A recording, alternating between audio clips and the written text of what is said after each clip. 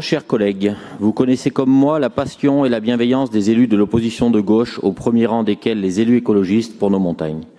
À chaque commission montagne que j'ai l'honneur de présider, nous avons droit au même discours, au même procès d'intention, aux mêmes arguments dogmatiques pour nous expliquer que nos montagnes devraient être mises sous cloche, que nous ne prenons pas les mesures du changement climatique, que l'on ne fait rien de bien et que c'est pire depuis que nous avons été retenus pour accueillir les Jeux olympiques et paralympiques d'hiver 2030 dans nos montagnes.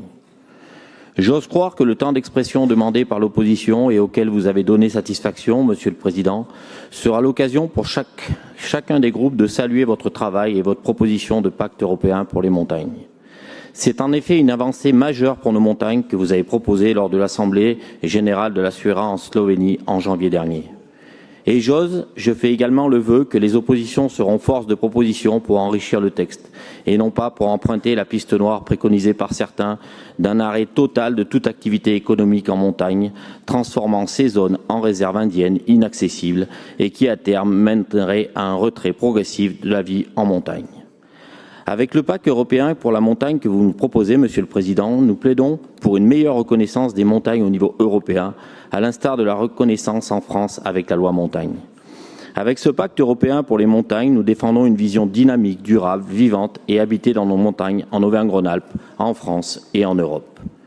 Avec ce pacte européen pour les montagnes, nous réaffirmons que les montagnes sont d'intérêt stratégique majeur, tant comme ressource naturelle que comme principe sanctuaire de la biodiversité.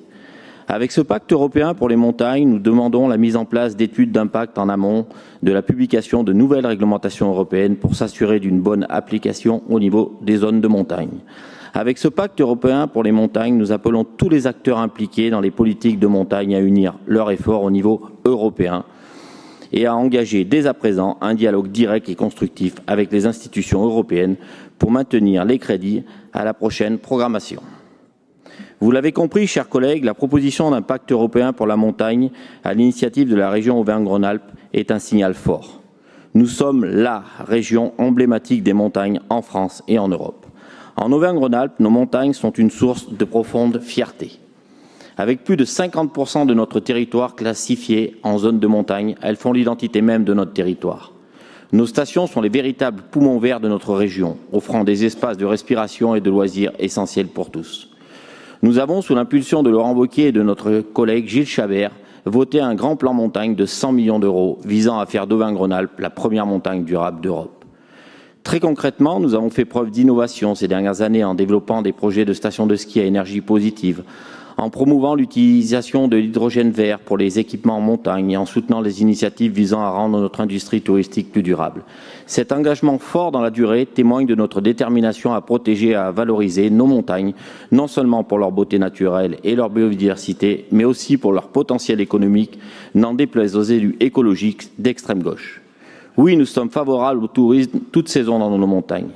Oui, nous sommes favorables à conforter les activités traditionnelles en montagne, agriculture, pastoralisme, sylviculture et autres, tout en développant la décarbonisation et la digitalisation et en intégrant la transition énergétique, car les régions de montagne sont propices au développement des énergies renouvelables.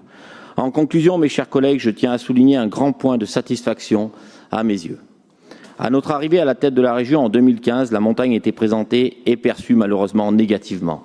Les acteurs de la montagne étaient pointés du doigt. Les stations de montagne étaient la grande oubliée de la politique régionale. Les élus de gauche avaient honte de nos montagnes et de l'économie de l'or blanc. Aujourd'hui, je me réjouis de constater un profond changement.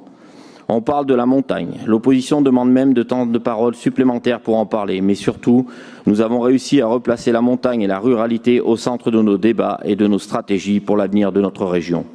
C'est une victoire, pas de moindre, et je tiens sincèrement à exprimer ma gratitude à Gilles Chabert, Laurent Wauquiez et Fabrice Pencook pour leur rôle déterminant dans cette réhabilitation de la montagne, la remplaçant au cœur de notre identité régionale et de nos projets de développement.